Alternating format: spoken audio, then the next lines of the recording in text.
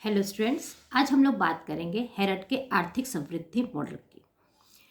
हेरट ने आर्थिक समृद्धि मॉडल को ये देखने की कोशिश करी है कि दीर्घकालीन स्थिति दर पर हम कैसे बने रह सकते हैं या हमारी आय जो है, राष्ट्रीय आय जो है, वो कैसे एक पथ पर चलती रहे जिस पर पूर्ण रोजगार का स्तर प्राप्त हो सके। और ये भी देखने की कोशिश करी है कि अगर हम इस पथ से एक बार हटते हैं तो क्या हम वापस लौटेंगे या नहीं लौटेंगे या क्या परिस्थितियां पाई जाएंगी। इस संदर्भ में हेरड ने 3 प्रकार के दर की बात करी है: वांछित समृद्धि दर की, वास्तविक समृद्धि दर की और प्राकृतिक समृद्धि दर की। प्राकृतिक समृद्धि दर के लिए उनका मानना यह है कि जो हमारे श्रम है वो जनसंख्या का एक हिस्सा है और जनसंख्या जो है वो बाह्य रूप से निर्धारित होती है, इसलिए वो एक निश्चित दर से बढ़ रही है। और जिस दर से जनसंख्या बढ़ रही है, अगर हमारा पूंजी स्टॉक, हमारी आय वृद्धि तीनों ही उसी अनुपात में बढ़ता चला जाए, अर्थात श्रम में होने वाली वृद्धि, पूंजी में होने वाली वृद्धि और आय में होने वाली वृद्धि अगर एक बराबर दर से बढ़ती रहे, जिससे कि श्रम की दर बढ़ रही है या जनसंख्या की दर बढ़ रही है, तो हम स्थिति के पथ पर सदैव बने रहेंगे और पूर्ण रोजगार का स्तर भी हमें प्राप्त होता रहेगा। लेकिन क्या ऐसी स्थितियां होंगी या नहीं होंगी, उसको हम जानने की कोशिश करेंगे। हेरट ने इसके लिए एक क्षेत्रीय मॉडल को लिया है और पूंजी श्रम अनुपात को स्थिर माना है, यानी कि प्रावधिक परिवर्तन को वो स्थिर मानकर चलते हैं और वो पूंजी श्रम दोनों को लेकर चल रहे हैं। दो हमारे पास साधन हैं। इस संदर्भ में उनका ये कहना है कि हमारे अर्थव्यवस्था में 2 प्रकार के वर्ग होते हैं: उपभोक्ता वर्ग और उत्पादक वर्ग। उपभोक्ता वर्ग जो है वो बचत करता है और उत्पादक वर्ग उस बचत का विनियोग करता है, यानी कि उसे निवेशित करता है। उपभोक्ता जितनी बचत चाहता है, चूंकि आय उसकी स्थिर होती है, तो वो जितनी बचत चाहता है उतना ही उतनी ही बचत वो कर ले जाता है, यानी कि वांछित बचत जो है उसकी वास्तविक बचत के सदैव बराबर होती है। और हम जानते हैं कि आय में से उपभोगों का निकाल दिया जाए तो जो बचता है उसे हम विनियोग कहते हैं, और दूसरी तरफ आय और उपभोग का अंतर ही आपका बचत होता है, यानी कि बचत और विनियोग एक समान होते हैं। तो उपभोक्ता जितनी बचत चाहता है, वांछित बचत जितनी चाहता है, वो वास्तव में उतनी बचत कर ले जाता है। ऐसा हेरट का मानना है कि उपभोक्ता सदैव संस्थिति में रहता है, इसलिए वास्तविक विनियोग हमेशा वास्तविक बचत के बराबर होते हैं। लेकिन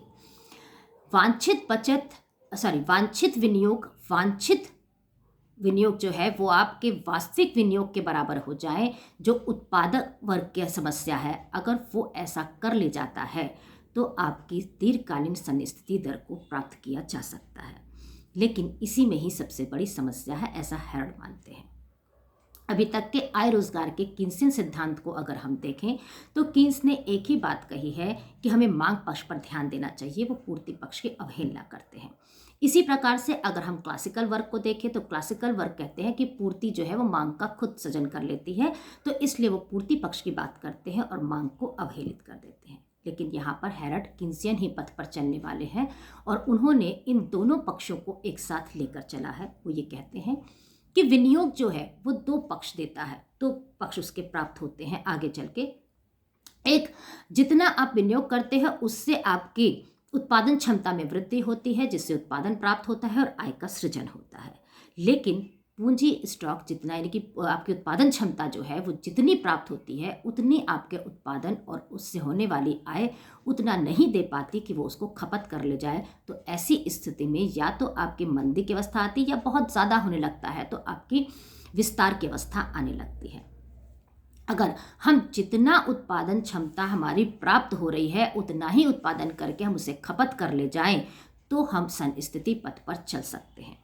ये मॉडल थोड़ा सा टिपिकल जरूर है, लेकिन अगर आप इसे अच्छे से समझने की कोशिश करेंगे तो आप बहुत आराम से इसे समझ सकते हैं कि यहाँ पर हम बात कर रहे हैं कि वांछित समृद्धि दर हमारे वास्तविक समृद्धि दर के बराबर हो जाए।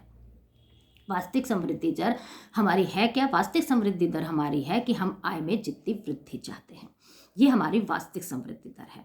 लेकिन वांछित समृद्धि दर हमको ये बताती है कि हम अगर पास्ट चीज़ों को देखें तो हम ये समझ सकते हैं कि हमारी अर्थव्यवस्था में हम जितना विनियोग कर रहे हैं वो हमें कितनी आय दे पा रहा है।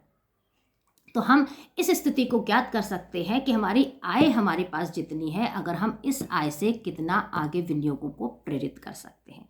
इसे पूंजी उत्पादन अनुपात से प्राप्त किया जा सकता है, क्योंकि आय जो है, जब आय आपको प्राप्त होती है तो उससे कई गुना विनियोग प्रेरित होता है। वो जी गुना के बराबर होता है, कई गुना जिसे हम कहते हैं वो जी यानी कि तरक गुना के बराबर प्राप्त होता है।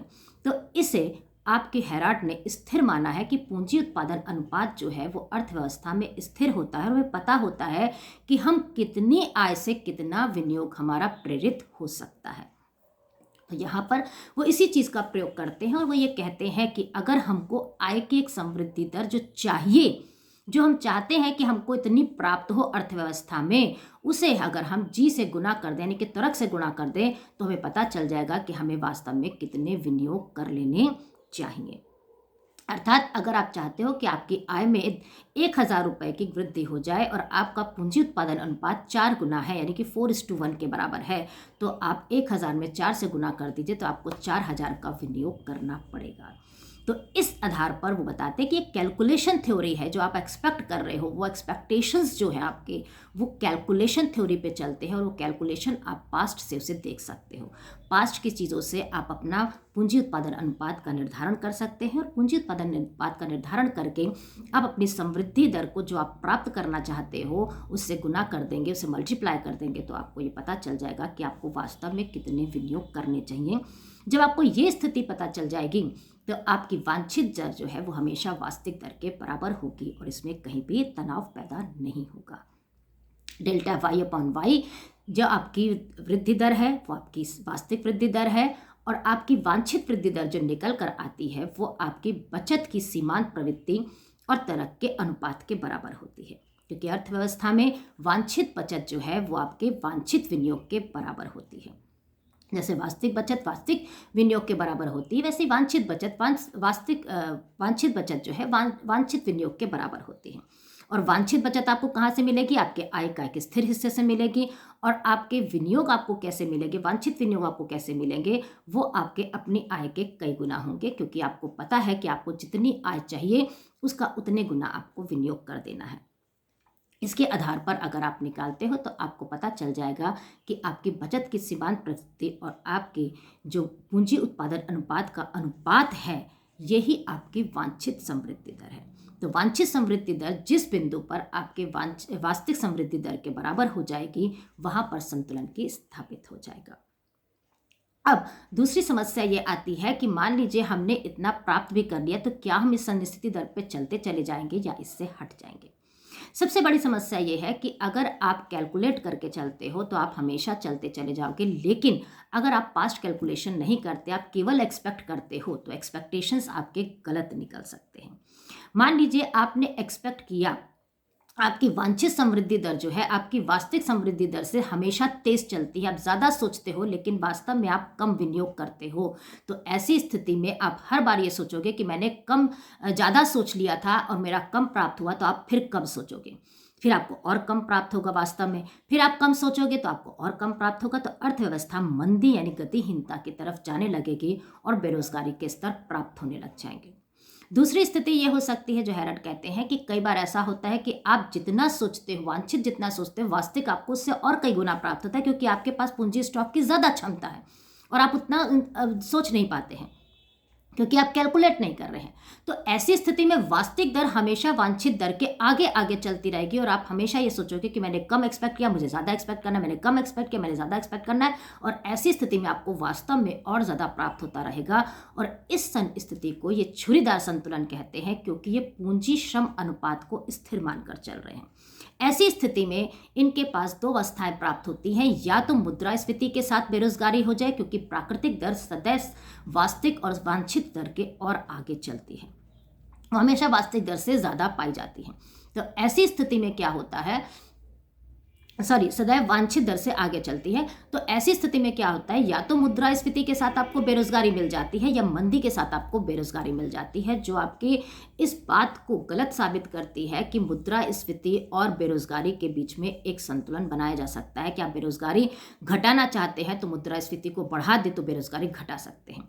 हेराल्ड कहते हैं कि ऐसा नहीं है, ऐसा तब भी हो सकता है कि मुद्रास्फीति में भी आपको बेरोजगारी प्राप्त हो, क्योंकि आपकी प्राकृतिक दर यानी कि जनसंख्या के बढ़ने की दर जो है वो आपकी वांछित दर से बहुत तेजी से चल रही है। और आपकी वास्तविक दर अगर इससे ज़्यादा है, आपकी वांछित से ज़्यादा चल रही है, तो भी प्राकृतिक दर आपकी बहुत तेज होगी। यानी कि अगर हम प्राकृतिक दर को GN से प्रदर्शित करें, वांछित दर को GW से प्रदर्शित करें और वास्तविक दर को GA से प्रदर्शित करें, तो आपके विस्तार की अवस्था में GN is greater than GA is greater than GW होगा। और अगर इसके रिवर्स कंडीशन में जाएं और हम मंदी की तरफ जाते हैं, तो हमारे उस समय की स्थिति में GW is greater than GN is greater than GA होगा। तो GN जो है वो हमेशा वास्तविक दर से ज़्यादा चलता है, आगे चलता चला जाता है, और GW से कम भी हो सकता है और GW से ज़्यादा भी हो सकता है। तो ऐसी स्थिति में आपको मंदी के साथ भी आपको बेरोजगारी प्राप्त होगी और दूसरी अवस्था में आपको मुद्रास्फीति के साथ भी बेरोजगारी प्राप्त होगी। लेकिन अगर इसी में हम आगे चल के आपको अगला मॉडल जब हम 16 पढ़ाएंगे, तो आप देखेंगे कि ऐसी अवस्था में अगर हम पूंजी श्रम अनुपात को स्थिर न माने, तो हम छुरीदार संतुलन को प्राप्त नहीं करेंगे, बल्कि अपनी सन स्थिति पे लौट आएंगे। लेकिन यहाँ पर ऐसी अवस्थाएं नहीं प्राप्त होती हैं। यहाँ पर हेरड अपना ये मानकर चल रहे हैं, क्योंकि पूंजी श्रम अनुपात स्थिर है, पूंजी उत्पादन अनुपात भी स्थिर है, तो ऐसी अवस्था में अगर हम उपभोक्ता वर्ग और उत्पादक वर्ग दोनों को आपस में संतुलित कर ले जाएं, तो निश्चित तौर पर हम एक संस्थिति की स्थिति पर चल सकते हैं और एक दीर्घकालीन आय का स्तर को हम प्राप्त कर सकते हैं। तो आज आपको फिर एक अच्छी जानकारी मिली, उसके लिए सब्सक्राइब करना ना भूलें, लाइक करना ना भूलें और कमेंट जरूर करें और साथ में शेयर जरूर करें। Thank you.